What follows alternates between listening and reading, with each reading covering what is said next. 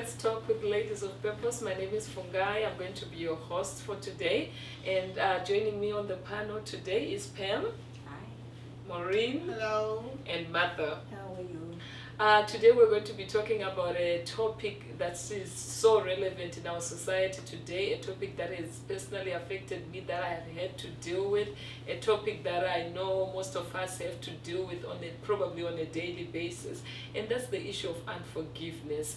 So we are going to talk about that today and just shed some light and share our experiences so that we can help each other in this walk, because without forgiving we cannot go anywhere. It's like the enemy has a hold on you. So that's the topic that we're going to be dealing with today.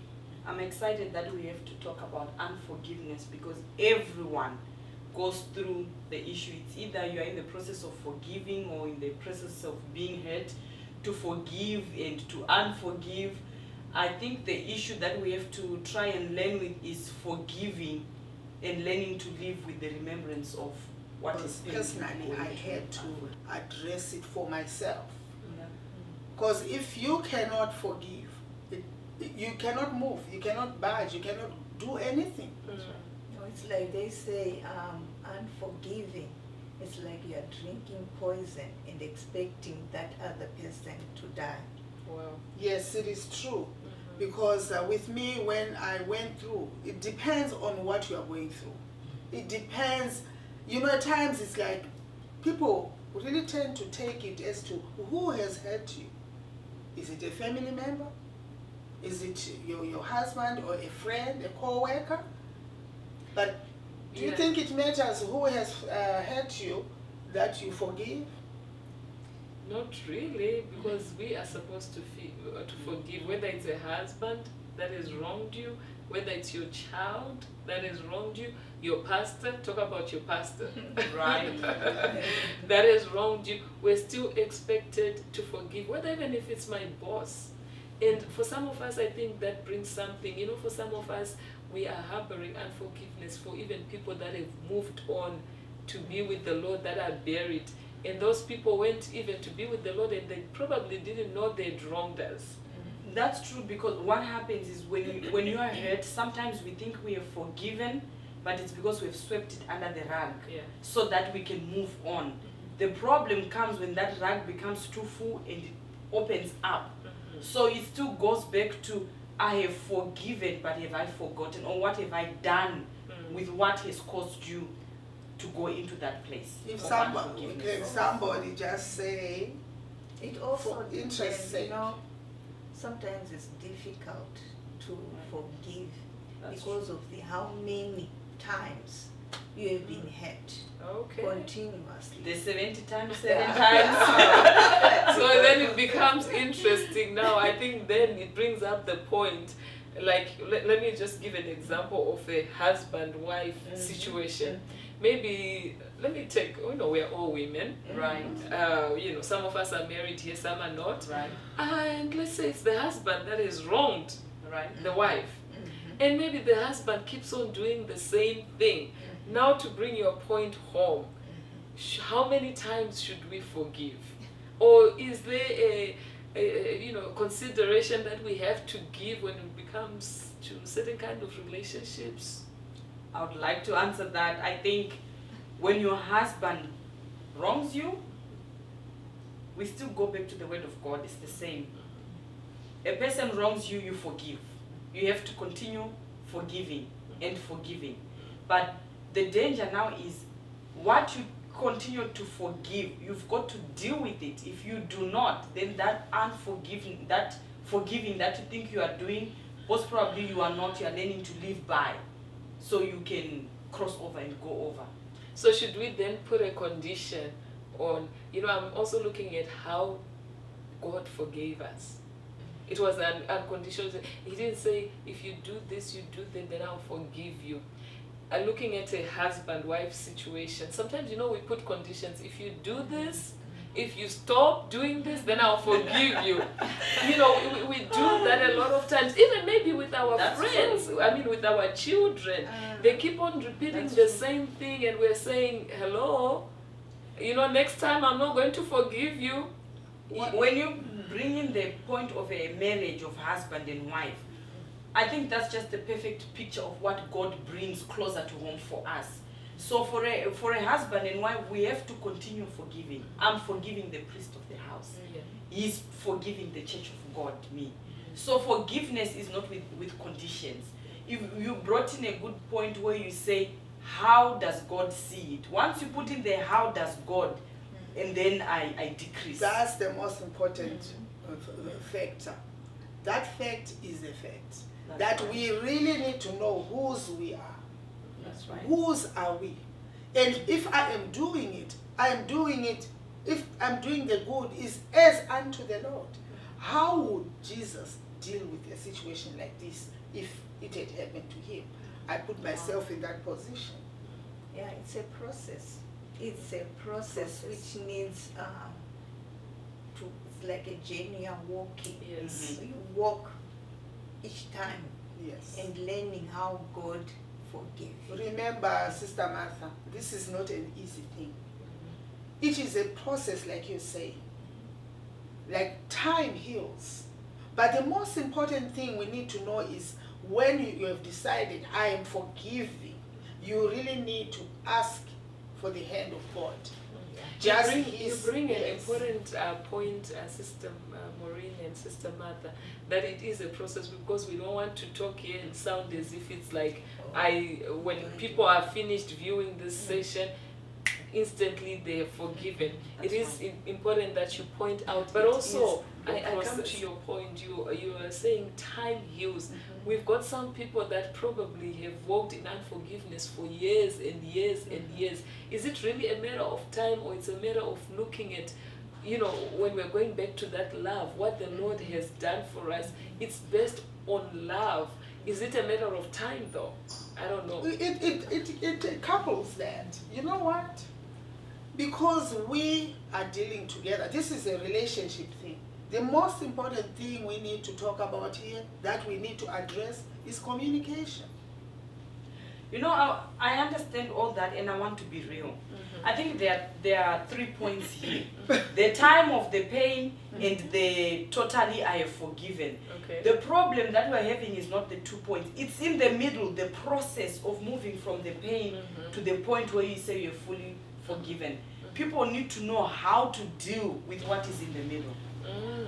Hello, my name is Sarah and I'm from Chicago. And my question is, how do I know that I've forgiven?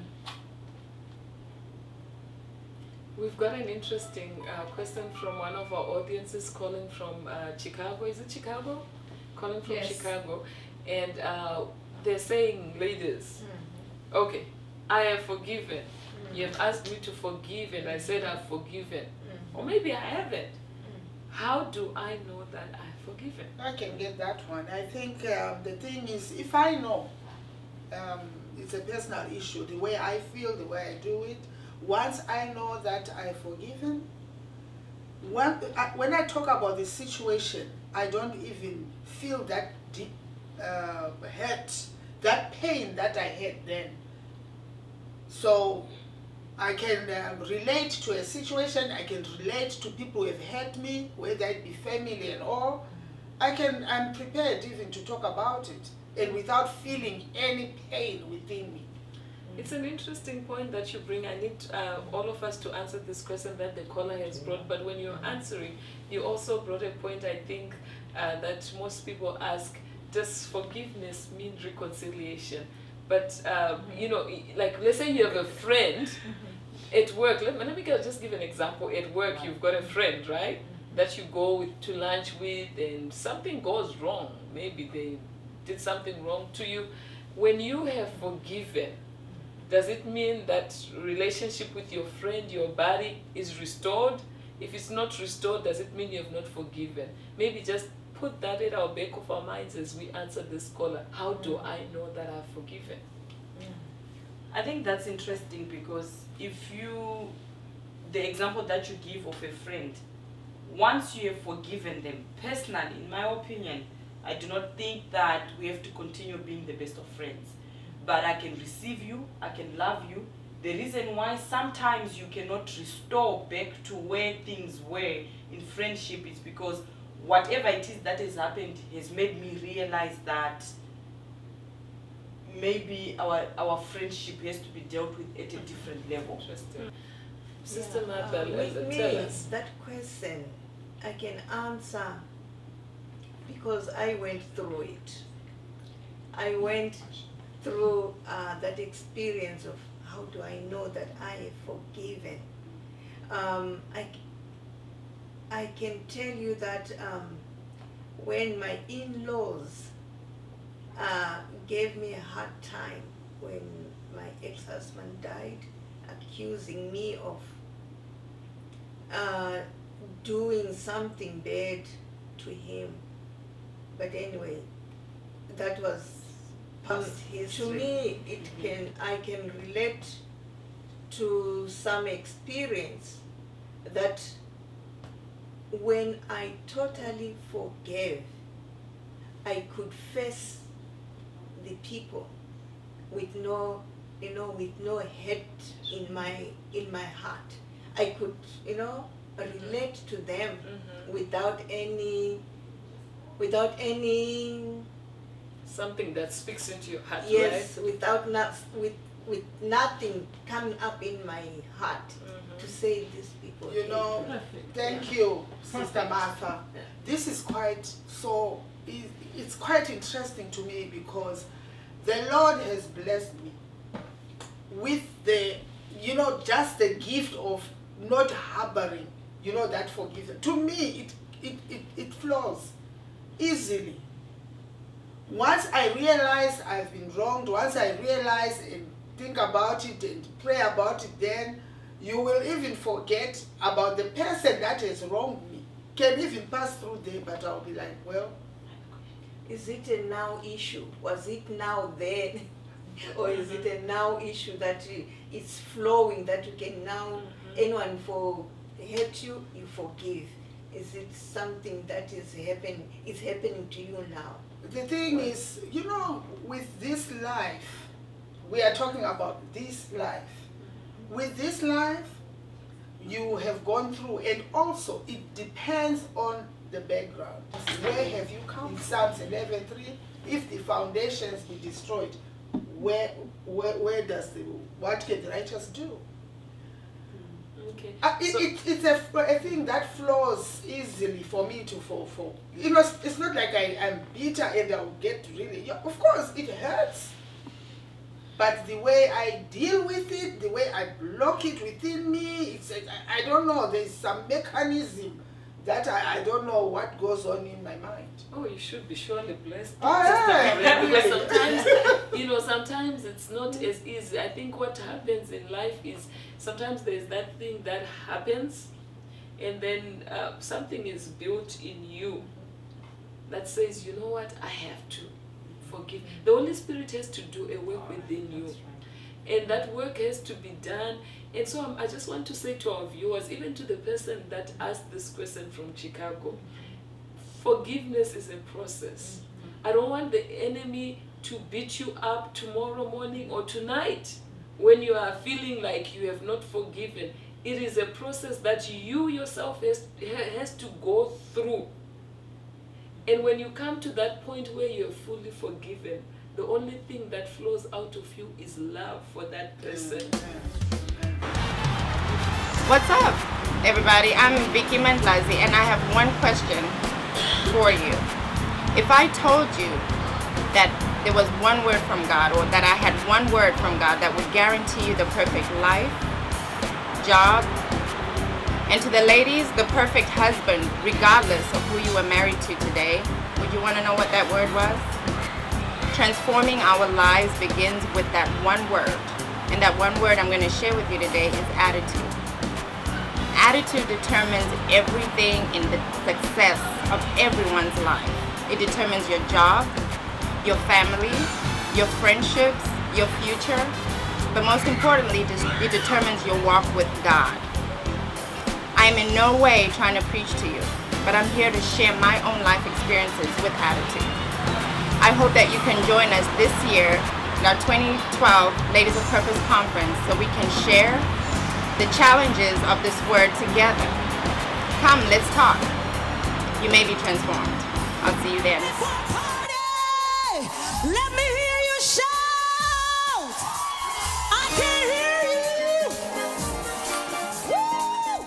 Somebody shout. Welcome back to Let's Talk with Ladies of Purpose. Today we are talking on an issue of unforgiveness, and we have dealt with a number of stuff really in our first segment, and we were talking about what is it to forgive.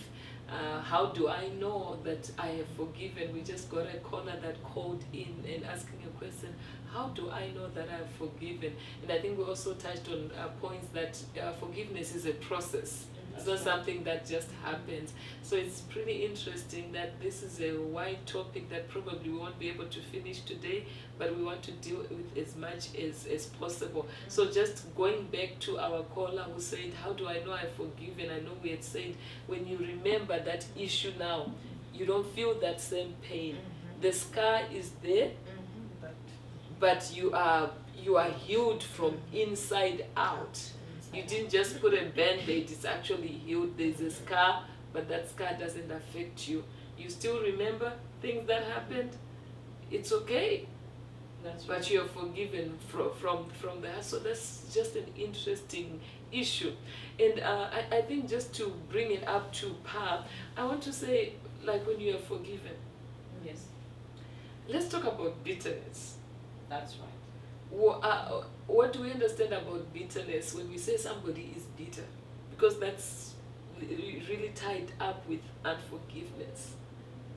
Can somebody just shed some light to us on that? Well, on that issue, I just think once you say I have forgiven somebody, and that same person comes back to you, and maybe, innocently talks to you, but you still have, that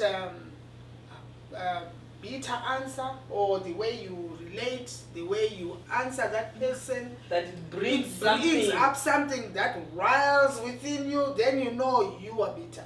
It shows you that that unforgiveness didn't go anywhere. I think that bitterness does not only just come up when you're talking to the person. Now the problem and the dangers of that bitterness, it now spreads to everyone around you, because you are now hiding something under the face of forgiveness, that I forgave. Yeah. But it's so easy for you to lash out, where people wonder, where is this coming from? But you are dealing with something that is hidden, that you cannot see outside, but that's only you who knows, and it's inside.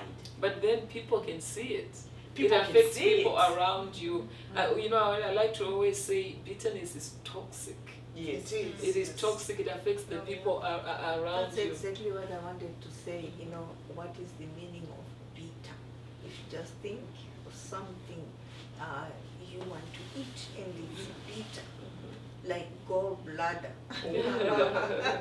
That's how it is in us if we don't forgive, and it ends up in bitter. Oh, It eats you up. it eats you up, and sometimes it makes you sick. Some So- of the diseases are Oh caused my by God. bitter unforgiveness that is turned into bitterness. Wow. Oh my God. Sister Martha, you bring an interesting point that I think all of us can relate to. When she talks about unforgiveness, causing some of the sicknesses that we have, that is so true. I've heard people testifying of people getting cancer. Because of unforgiveness, because your body, unforgiveness puts too much stress on your body, and when that happens, there are chemicals that are released that are toxic to your body. So that's why Sister Martha was saying unforgiveness is like you're drinking poison and wishing that the other person dies, but you are the one drinking the poison. So we might as well forgive. Doctors would tell you when you go to the hospitals that they will look at what's your stress level. They want to look at all that. Is there anything? That's why I believe when you go to the hospitals or you go to your doctor, they want to find out your social setting. what's your social support like, what's your social setting. I think they're also looking, if they were looking into the spiritual aspect, they would ask you, are there any people that you are bitter or harboring unforgiveness again? Because that's really vital to your health. You know, the lie of the enemy is that zone of being in the bitter mode. It's something that you hold on to without realizing. It's like a comfort zone that the enemy brings to you. I think we have to learn to let go. But it's that the fear of letting go of that. It's as if you are saying, then I have not forgiven.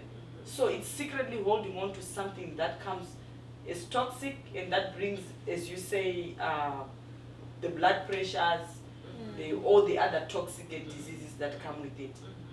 So that is also the lie of the enemy. It's the lie of the enemy. But you know what, ladies? Life has to go on. If it's a husband who has hurt me, or it's a wife who has, and I don't forgive, and it turns to bitterness, that means I am in this cage. I cannot proceed. I cannot go on with my life. There won't be any future love lives for me, because each time I look at a man, that anger or that bitterness, I am classifying every male or every woman in the same category. Or every boss. So, For that matter, yeah. So it's good to forgive. Really, this forgiveness, you know, I find, I don't know whether some of you find it that way, that maybe it's easy to forgive somebody else than to forgive yourself. That's another point. Interesting. You know, it's interesting that you said, because I was thinking as we were all speaking, and there's an aspect of forgiveness that we usually leave out when we just talk about forgiving the other person, but you don't forgive yourself. Because there's, I think, for me personally, I think I came to a point where I had like truly forgiven, you know, everybody that I thought had wronged me. And but even having walked through the process that we're saying, it's a process. When you come to the end maybe of the process, maybe there's no end. There is a time when you reflect. There, I want to call it, you need, the Lord needs to restore you. When you're fully forgiven, you need to forgive the perpetrator. You need to forgive yourself. And then the Lord, what He does, what I've realized is, the Lord needs to restore you to your former position.